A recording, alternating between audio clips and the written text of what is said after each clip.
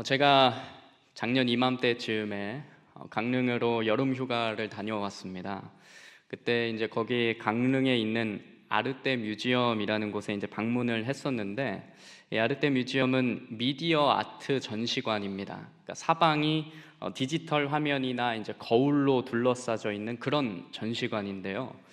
제가 앞에 사진을 좀 몇 장을 준비했습니다. 한번 보시면 굉장히 예쁘죠? 그래서 이런 식으로 이제 사방이 이렇게 디지털 화면이나 거울로 이렇게 이루어져 있습니다. 다음 사진도 한번 보여주시면, 네, 이런 방들이 이제 하나만 있는 것이 아니라 이제 여러 개가 이제 이렇게 되어 있어서 이렇게 돌아다니면서 볼 수 있는 그런 곳이고요. 다음 사진도 한번 보여주시면, 저기 이제 사람이 서 있는 게 보이시죠? 그러니까 저런 식으로 굉장히 큰 화면에 이제 저게 멈춰 있는 게 아니라 움직입니다. 이렇게 다 움직이면서 이제 굉장히 볼거리가 많은 그런 박물관입니다. 그러니까 저 사진은 저와 아내가 아닙니다. 저 아내는 이런 전시관을 굉장히 좋아해서 굉장히 즐겁게 한 몇 시간을 이렇게 시간을 같이 보내고 왔는데, 그러다가 이제 제가 기억에 남는 방이 하나 있었습니다. 그게 무엇이냐면, 마지막 사진 한번 보여주시면 이런 식으로 번개가 치는 장면을 재현해 놓은 곳이었습니다. 그러니까 굉장히 어두컴컴한 그 방 안에서 이제 막 천둥 소리도 나고 다양한 형태의 막 번개가 막 번쩍이는 그런 홀이었거든요.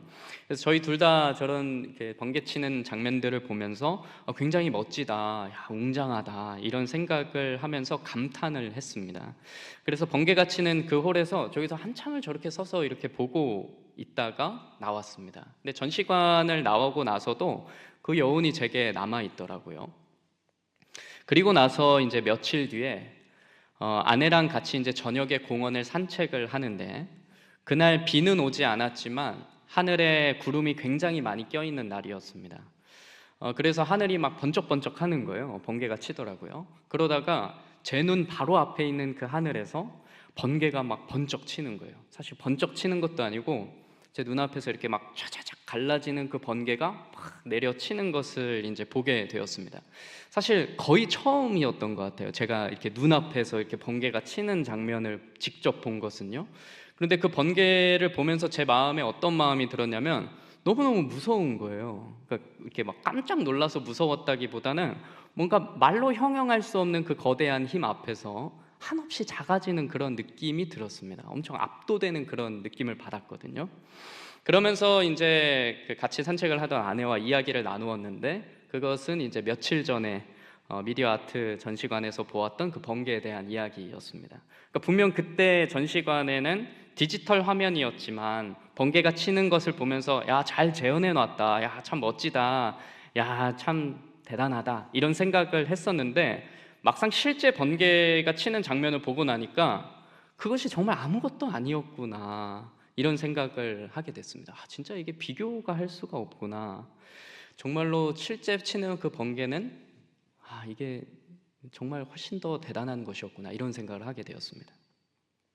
덕석의 성도 여러분, 가짜는 언제나 진짜 앞에서 무너집니다. 가짜는 언제나 진짜 앞에서 아무것도 아닌 것이에요. 가짜를 아무리 진짜처럼 잘 꾸며놔도 넘어설 수 없는 한계가 있는 것입니다. 미디어 전시관에서 번개를 재현하기 위해 얼마나 많이 노력을 했겠습니까? 최대한 멋지게 보이기 위해서 방의 구조도 조명도 소리도 일일이 다 신경 써서 했을 거예요. 정말 실제로 멋있었지만, 그럼에도 불구하고 진짜 번개가 치는 것을 보고 나니까 내가 진짜 번개가 얼마나 대단한지 몰랐구나, 그것을 깨닫게 되는 것입니다. 성도 여러분, 제가 다시 한번 이야기하지만 가짜는 진짜를 만나면 무너집니다. 진짜 앞에서 가짜는 아무 의미가 없는 것이에요. 진짜가 보이지 않을 때, 진짜를 보지 못했을 때는 정말 그럴듯하게 꾸며놓은 가짜를 보면서 마치 진짜처럼 여기고 그것에 감탄하고 좋아할 수 있지만, 진짜를 경험한 사람들은 그럴 수 없는 것입니다. 아무리 멋지게 꾸며놓은 가짜 번개는 아주 잠깐의 순간이라 할지라도 진짜 번개 앞에서 아무것도 아닌 거죠. 한번 따라해 보겠습니다. 가짜는 진짜 앞에서 무너집니다. 다른 말로 한 번 더 따라해 보겠습니다. 거짓은 진리 앞에서 무너집니다. 저는 우리의 신앙도 마찬가지라고 생각합니다. 아무리 잘 꾸며놓은 세상의 가짜 신이 우리 앞에 놓여 있다 하더라도 진짜 되시는 하나님 앞에서는 아무것도 아닌 것입니다. 거짓 신은 참 하나님이신 여호와 앞에서 무너지는 것입니다. 그동안 내가 진짜처럼 여기고 살았던 것이 사실은 보잘것없는 것임을 하나님 앞에서 고백하게 된다는 것이죠. 그동안 내가 돈을 내 주인으로 여기며 살았지만 참 주인이신 하나님을 만나면 그것이 거짓신이었음을 깨닫게 된다는 것입니다. 내가 그동안 명예를 내 주인으로 섬기며 살았지만 참 주인이신 예수 그리스도를 만나면 이제 그것이 거짓신임을 깨닫게 된다는 말입니다. 사랑하는 성도 여러분, 어떠십니까? 성도님들께서는 정말 하나님을 진짜 하나님으로 여기며 신앙하고 계십니까? 아니면 잘 꾸며진 가짜 앞에서 때로는 진짜 하나님을 잊고 살아갈 때가 혹 있지는 않으십니까? 성경에서는 이렇게 잘 꾸며놓은 가짜를 무엇이라고 이야기할까요? 우상이라고 이야기합니다. 그리고 이 우상에 대해서 엄히 경고하고 계시죠. 그리고 성경에서는 우리 인간이 얼마나 쉽게 우상을 만들어 섬기는지를 이렇게 이야기를 하고 있습니다. 이사야 44장 15절에서 17절까지의 말씀인데요, 우리가 한 절씩 교독해 보도록 하겠습니다. 이 나무는 사람이 땔감을 삶는 것이거늘 그가 그것을 가지고 자기 몸을 덮게도 하고 불을 피워 떡을 굽기도 하고 신상을 만들어 경배하며 우상을 만들고 그 앞에 엎드리기도 하는구나. 그 중에 절반은 불에 사르고 그 절반으로는 고기를 구워 먹고 배불리며 또 몸을 덮게 하여 이르기를 아하 따뜻하다 내가 불을 보았구나 하면서 같이 읽습니다. 그 나머지로 신상 곧 자기의 우상을 만들고 그 앞에 엎드려 경배하며 그것에 기도하여 이르기를 너는 나의 신이니 나를 구원하라 하는도다. 아멘. 이게 무슨 말입니까? 사람이 나무를 베어서 사용하는데 그걸로 땔감을 삼아 불을 지펴서 몸을 따뜻하게 데우기도 하고 또 떡을 구워 먹기도 하고 고기를 구워 먹기도 하면서 배를 불린다는 것이에요. 그러면서 야, 나무로 불을 피워서 몸을 따뜻하게 하니까 좋다, 배부르니까 좋다, 그러면서 뭐 하냐면 나머지 나무로는 신상을 만들어서 그 나무에 절하며 섬긴다는 것입니다. 당신은 나의 신입니다. 나를 구원해 주세요. 내게 복 내려 주세요. 나를 따뜻하게 해주세요. 나를 배부르게 해주세요. 한다는 것입니다. 이것이 바로 우리 인간의 모습입니다. 이 본문은 그저 우리 손에 들려지는 피조물을 섬기는 인간의 우매함을 담은 구절이기도 하지만 동시에 우리 인간이 일상 속에서 얼마나 쉽게 우상을 찾고 만드는지를 잘 보여주는 구절입니다. 인간은 자신의 필요를 채워주는 것이라면 무엇이든 그것을 우상으로 만들어 섬기기도 한다는 것입니다. 무슨 말씀인지 이해가 되십니까? 쉽게 말해서 이 나무가 나의 배고픔과 나의 추위를 해결해 주었다면 그 나무가 나의 숭배의 대상이 된다는 것입니다. 나무를 떼어서 불을 지펴 추위를 해결합니다. 그리고 나무를 떼어서 고기를 굽고 배고픔을 해결합니다. 이렇게 나무로 추위도 배고픔도 해결합니다. 이렇게 나의 필요를 채워준 그 나무를 신상으로 만들어 섬긴다는 것이죠. 그냥 나무 토막에 불과한 것인데 그것이 나의 우상이 된다는 것입니다. 이것이 우리 인간이라는 말이에요. 예를 들어서 돈은 우리의 필요를 채워줍니다. 돈이 있어서 추위도 배고픔도 해결되죠. 그렇기 때문에 우리는 그 돈을 우상으로 섬긴다는 것입니다. 돈이 우리의 우상이 되는 것이죠. 이처럼 우리는 우리에게 있는 그 무엇이든 나의 필요를 채워준다면, 나의 욕심을 채워준다면 그것을 너무나도 쉽게 우상으로 만들어 섬긴다는 것입니다. 돈도 명예도, 때로는 나의 자식도, 나의 관계도, 나의 직분도, 내 자신조차도 우상이 되기가 쉽다는 이야기를 하는 것입니다. 정말로 바라기는 이 시간 나의 필요를 채우는 그 세상의 것에 현혹되지 않으시기를 진심으로 소망합니다. 그리고 나의 진정한 필요를 채우시는 분은 오직 한 분 하나님이심을 기억하며 오직 그분 안에서 참된 은혜와 만족을 누리시는 오늘 예배의 시간이 되시기를 간절히 축복합니다. 그리고 우리는 오늘 본문에서 바로 그러한 우상을 깨뜨려 부수시는 하나님을 만나게 됩니다. 말씀을 함께 보도록 하겠습니다. 오늘 본문을 보시면 하나님께서는 예레미야에게 남유다를 멸망시킬 바벨론이 또한 심판을 받아 멸망하게 될 것이라는 메시지를 전하게 하십니다. 1절의 말씀을 한번 다시 보겠습니다. 함께 읽습니다. 시작. 여호와께서 선지자 예레미야에게 바벨론과 갈대아 사람의 땅에 대하여 하신 말씀이라. 여기 갈대아라는 표현이 나오는데요, 이것은 바벨론을 가리키는 또 다른 용어입니다. 예레미야 21장에 보시면 바벨론의 군대를 가리켜서 갈대아인이라고 이야기하거든요. 그러니까 갈대아는 이 바벨론의 또 다른 별칭이었다 정도로 이해하시면 되겠습니다. 그리고 예레미야는 이 바벨론을 향하여 이렇게 선포합니다. 2절의 말씀 우리 같이 다시 한번 보겠습니다. 시작. 너희는 나라들 가운데 전파하라, 공포하라, 깃발을 세우라, 숨김이 없이 공포하여 이르라. 바벨론이 함락되고 벨이 수치를 당하며 무로닥이 부스러지며 그 신상들은 수치를 당하며 우상들은 부스러진다 하라. 아멘. 여기 보시면 전파하라, 공포하라, 깃발을 세우라, 공포하여 이르라, 이렇게 여러 번의 명령형 동사가 반복됩니다. 이것은 바벨론을 향한 하나님의 강력한 의지가 담겨있는 메시지입니다.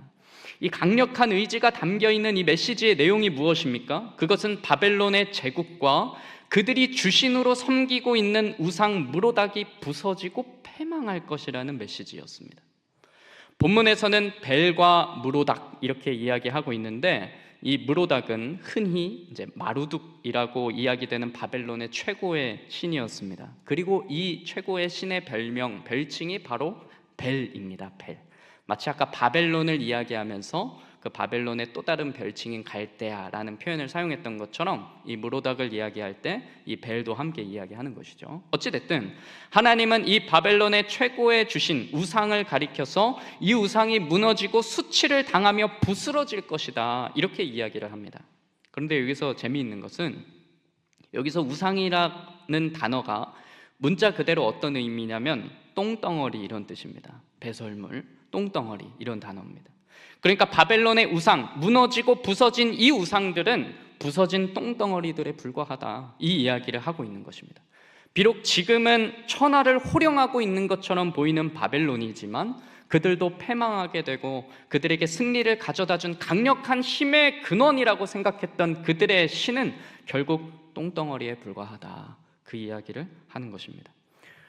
오직 여호와만이 이 땅의 진정한 참 하나님이심을 우리는 본문을 통해서 이제 밝히 보게 되는 것이죠.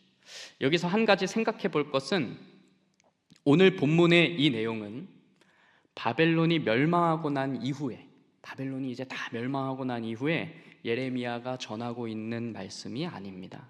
봐라, 멸망하지 않았느냐, 봐라, 저희 다 망해버렸다, 이렇게 이야기하는 것이 아닙니다.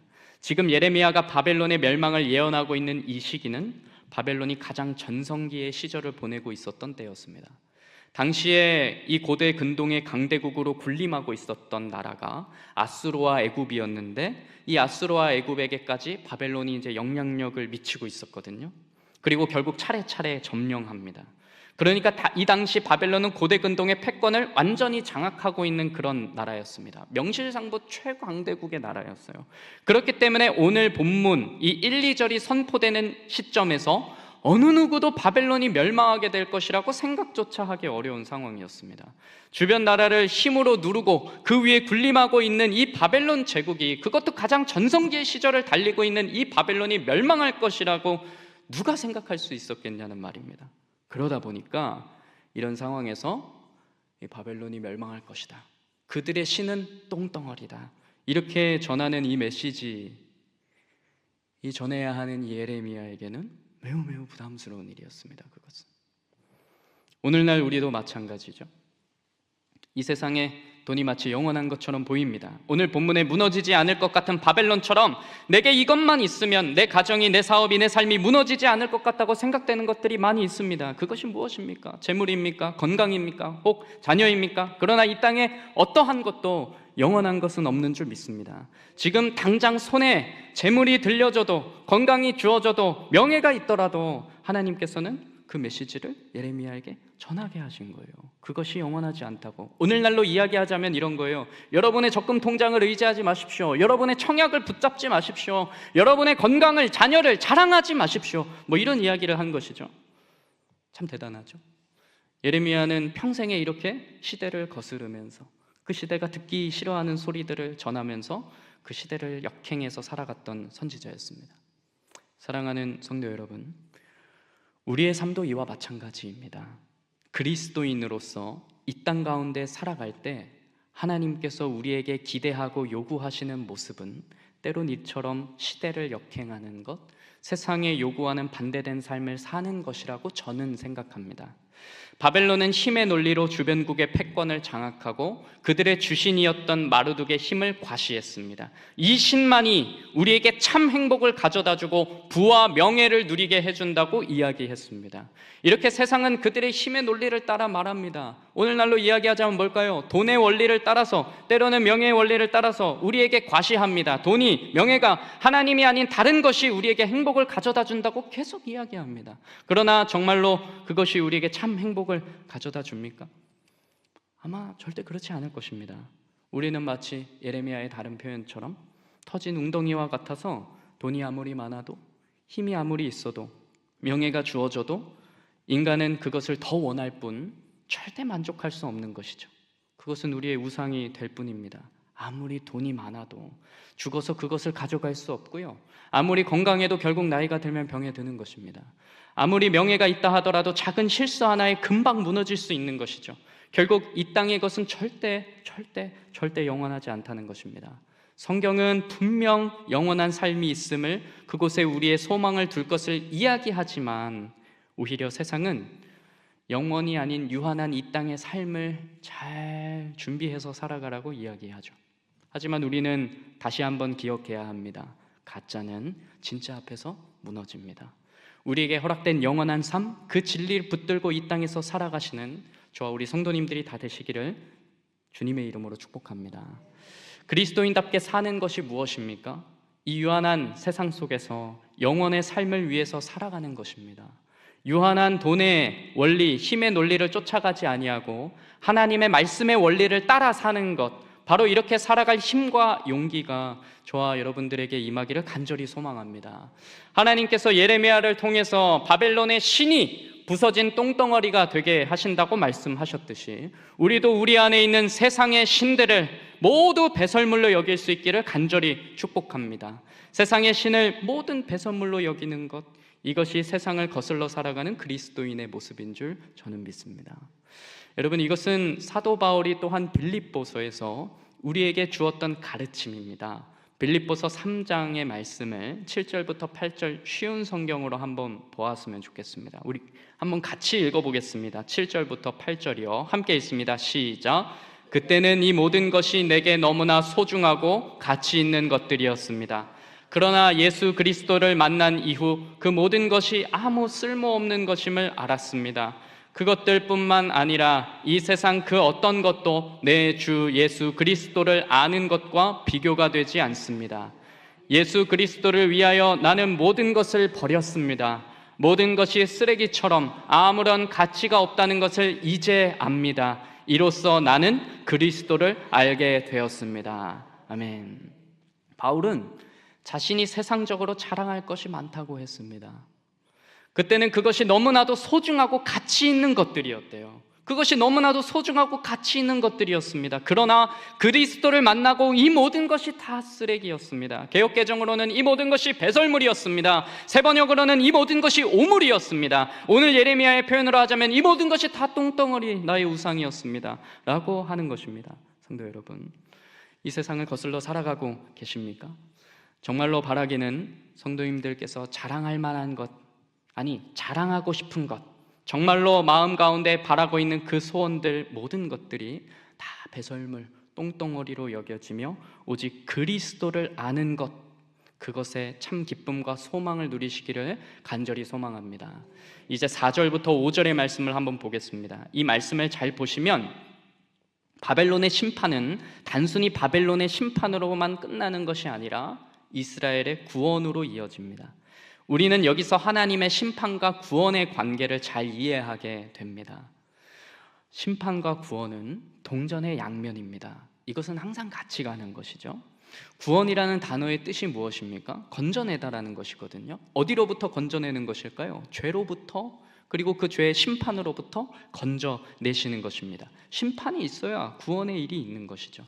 이스라엘 백성들은 바벨론에 의해서 멸망당하고 포로로 끌려갑니다. 그러나 그 바벨론이 심판을 받아 멸망하게 되었을 때 그곳에 포로로 잡혔던 이스라엘이 다시 자유함을 얻게 되는 것이죠. 그리고 불의의 세력을 멸하심으로 자신의 백성에게 자유함을 주시는 것입니다. 다시요.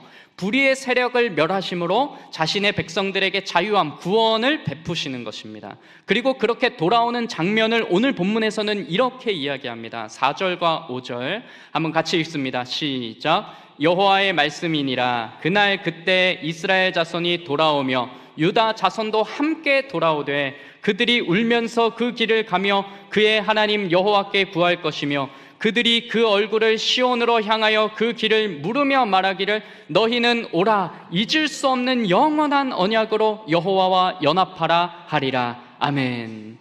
그때 울며 돌아올 거래요. 시온을 향하여 영원한 하나님의 언약으로 여호와와 연합하게 될 것이다. 이렇게 이야기합니다. 이 하나님의 언약이 무엇입니까? 이것이 결국 구원의 약속이에요. 그리고 그 약속이 어떻다고 이야기하냐면 영원하다고 이야기합니다. 영원하다. 이것이 무슨 말이냐면 하나님께서 너희를 버리지 않았다는 것입니다. 한번 생각해 보십시오. 이스라엘 백성들이 바벨론 포로로 끌려가면서 이런 생각을 했을지도 모릅니다. 하나님이 분명히 우리를 사랑한다고 하셨는데, 우리에게 약속하셨는데 우리가 결국 포로로 끌려가는 것은 하나님이 우리를 버리셨구나, 그의 약속을 저버리셨구나, 그의 약속은 영원한 것이 아니었구나 라고 생각했을지도 모릅니다. 그런데 하나님은 그것이 아니라는 거예요.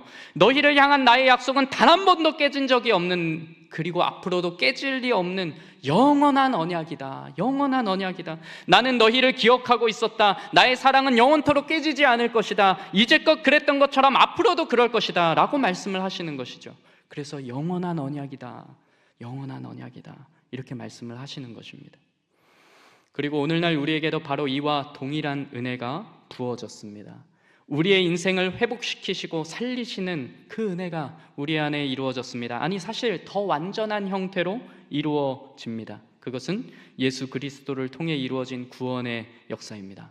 바벨론이라는 불의의 세력에 사로잡혀 있는 이스라엘을 하나님이 건져내셨듯이 예수님은 죄라는 불의의 세력에 사로잡혀 있는 우리를 건져내셨습니다. 회복시키셨습니다. 구약에서는 바벨론을 심판하심으로 이스라엘을 건져내셨지만 신약에서 예수님은 우리를 대신해서 스스로 죄 가운데 심판을 당하시고 우리를 그 죄로부터 건져내셨습니다.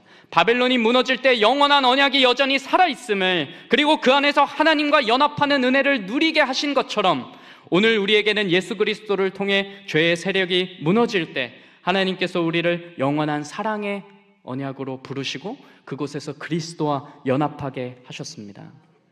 성도 여러분, 오늘 말씀을 보시면서 단순히 바벨론과 이스라엘의 이야기로만 듣지 마시고 이 안에 녹아있는 우리를 향한 그 그리스도의 심판과 구원의 그 영원한 은혜를 누리시는 저와 우리 성도님들이 다 되시기를 진심으로 소망합니다. 아무리 최고의 전성기를 달리던 바벨론도 결국 하나님 앞에서 무너졌습니다. 그리고 여호와만이 참된 하나님이심을 드러냈습니다. 우리 역시 오늘날 최고의 가치로 여겨지는 것들, 이 땅 가운데서 살아가면서 나의 필요를 채워주는 것들, 돈, 명예, 건강, 권력, 때로는 나의 가정, 자녀, 직장, 그 무엇이든 세상의 모든 것은 영원한 것이 아님을, 그리고 앞서 바울이 고백했던 것처럼 그때는 이 모든 것이 내게 다 소중한 것인 줄 알았습니다. 그러나 예수 그리스도를 만난 이후 그 모든 것이 아무 쓸데없는 것임을 내가 알았습니다. 그것뿐만 아니라 이 세상 그 어떤 것도 내 주 예수 그리스도를 아는 것과는 비교가 되지 않습니다. 예수 그리스도를 위하여 나는 이 모든 것, 세상의 가치들 다 버렸습니다. 모든 것이 쓰레기처럼 아무런 가치 없다는 것을 이제는 내가 알게 되었습니다. 이로써 나는 그리스도를 알게 되었습니다. 이렇게 고백하시는 저와 우리 성도님들 다 되시기를 진심으로 축복합니다. 설교 처음에 번개치는 장면을 봤던 그 이야기를 기억하시죠? 아무리 잘 만들어 놓은 번개라도 진짜 번개 앞에서는 아무것도 아닌 것입니다. 성도 여러분, 우리 앞에는 참 잘 꾸며진 가짜가 너무나도 많습니다. 마치 진짜인 것처럼 막 꾸며져 있어요. 이것만 있으면 행복할 것 같은, 이것만 좀 잘 되면 뭔가 내 삶이 편안할 것 같은, 돈만 있으면 이 세상을 더 잘 살 수 있을 것 같고요, 건강하기만 하면 아무 걱정 없이 살 수 있겠다고 생각합니다. 조금만 더 힘이 있으면 더 좋은 삶을 살 수 있을 것 같고, 사람들이 나를 사랑해 주기만 한다면 행복할 것이라고 생각합니다. 그러나 이것이 결코 우리를 행복하게 만들지 못할 것입니다. 우리를 진정 행복으로 인도하는 길은 오직 길이요 진리요 생명 되시는 예수님께 있는 줄 믿습니다. 말씀을 맺습니다.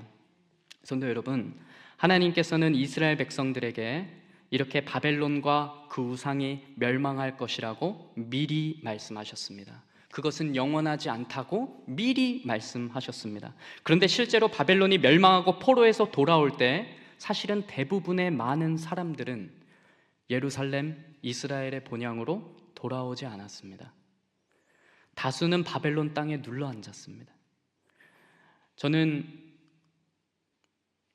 성도님들이, 그리고 제가 이런 모습으로 살아가지 않기를 간절히 소망합니다. 이스라엘 백성들에게 말씀이 들리지 않은 것이 아닙니다. 분명 그들 가운데 말씀이 들려졌습니다. 그들이 하나님의 말씀을 못 들은 것이 아닙니다. 그들은 들었지만, 이 말씀이 여전히 그들 가운데 있었지만 그들은 세상의 우상이 만연한 그 바벨론의 땅에 안주하기를 선택한 것입니다. 오늘날도 우리에게 여전히 주의 말씀이 들려집니다. 설교를 통해서, 말씀을 통해서, 나눔을 통해서 끊임없이 들려질 것입니다. 그리고 그 말씀은 앞에서 우리가 이 땅에 소망을 두지 않고 이 땅에 눌러앉지 않고 영원한 하나님의 나라를 사모하며 살아갈 수 있기를 간절히 이야기합니다. 가짜는 진짜를 넘어설 수 없다고 이야기합니다. 우리에겐 진짜가 있다고 이야기합니다. 진리 앞에서 거짓은 무너진다고 이야기합니다. 그러나 이 말씀 앞에서 이스라엘은 제대로 반응하지 못했지만 오늘 이 자리에 계신 우리 사랑하는 성도님들과 저는 이 말씀 앞에서 온전히 반응하며 주님 앞에서 신실하게 살아가는 주의 백성들이 다 되시기를 진심으로 축복합니다. 그래서 오직 진리의 영이신 성령의 충만함으로 내 안에 있는 우상을 무너뜨리고 우리 가운데 영원한 하나님의 언약이, 그분의 사랑이 영원히 서 있음을 알아 그리스도와 연합하는 그 은혜를 누리시기를, 그러한 평생의 삶이 되시기를 주님의 이름으로 축복합니다. 이 시간 우리 함께 기도하겠습니다.